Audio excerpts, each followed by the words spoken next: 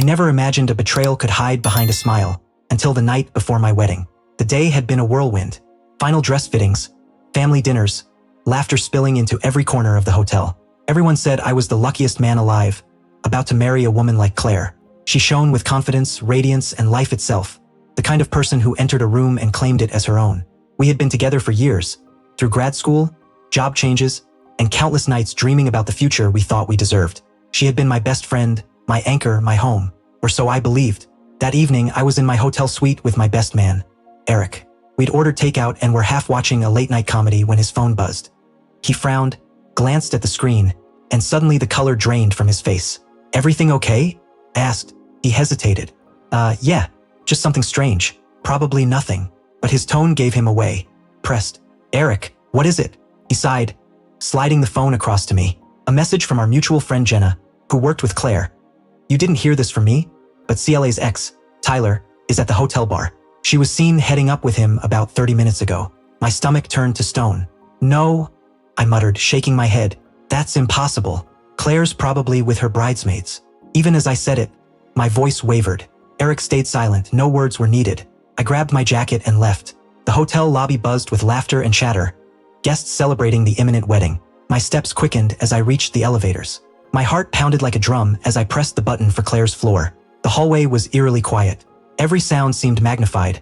The faint hum of the air conditioning, distant laughter. Her door wasn't locked. I pushed it open, expecting her to be alone, maybe on a call, maybe proving me wrong. Instead, I found something I wish I could unsee. Her dress, the white silk rehearsal gown she'd worn earlier, lay draped over a chair. A half-empty bottle of wine rested on the nightstand, 2 glasses beside it. And on the bed, bathed in the soft glow of the lamp, were Claire and Tyler. I didn't shout. I didn't move. I froze. Silence hung thick in the room until she gasped and scrambled upright, wrapping the sheets around herself. Tyler sat motionless, avoiding my gaze. "Daniel," she stammered, voice breaking. "It's not what it looks like." I laughed, a hollow, bitter sound I barely recognized. "Then tell me," I said quietly, "tell me what this looks like to you." Her lips quivered. "It was a mistake. I don't even know why." I cut her off. "You don't get to use that word. Not tonight. Not the night before you promised me forever." Tyler rose without a word, gathering his clothes and slipping past me like a ghost. For a moment, I thought about stopping him, but he wasn't the one who had made me believe in something sacred. She was. Claire reached for me, tears streaking her face. "Please, Daniel, listen to me." I stepped back. There was nothing left to say. Her cries followed me down the hall like a curse as I walked out. Out of that hotel, out of her life, without a single backward glance. By sunrise, my phone overflowed with missed calls, messages, apologies. The wedding planner called, my parents called, even her mother tried reaching me. I stayed silent. The venue was booked. Guests were en route. I didn't care. I left everything behind, the suit, the vows, the rings, especially the rings. I didn't cancel anything. I didn't explain. I just disappeared, driving until the highways stretched endlessly before me and her voice faded into memory. Somewhere between heartbreak and exhaustion, I realized the truth.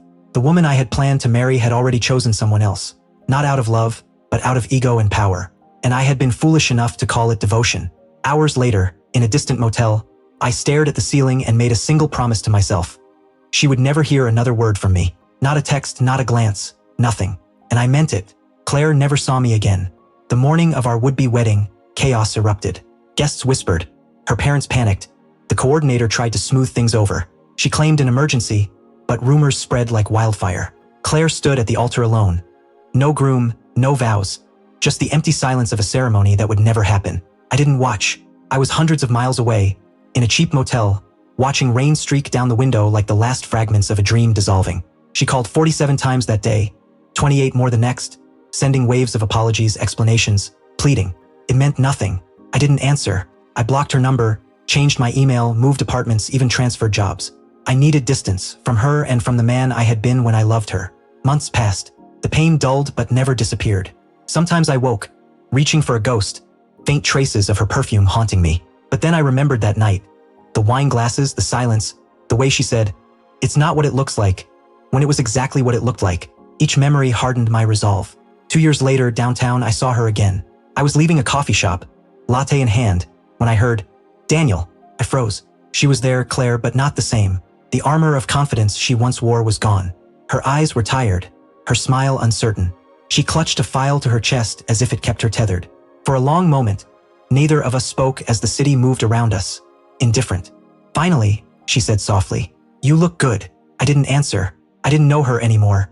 "I've thought about what I'd say if I ever saw you again," she continued. "But nothing seems enough. I just want you to know. I never stopped loving you." The word love sounded hollow coming from her. I looked at her and said quietly, "If you loved me, you wouldn't have made me watch you destroy everything we built." Tears filled her eyes. I was scared. I thought I needed closure. I shook my head. "No, Claire. You didn't ruin me. You freed me. You showed me what love isn't, what promises mean when built on lies. I'll remember you, but not the way you want." Her hands trembled. "Can we start over? Maybe not as lovers, just as people who used to care." I took a deep breath. For the first time in years, anger was gone, replaced by quiet finality. Some things don't deserve a second chance. I turned and walked away. She didn't follow. Later that night, she sent one final message from a new number. "I still wear the ring you never put on my finger. It reminds me of what I destroyed." I stared at it, then deleted it. I wasn't her unfinished story anymore. I was the ending she never saw coming.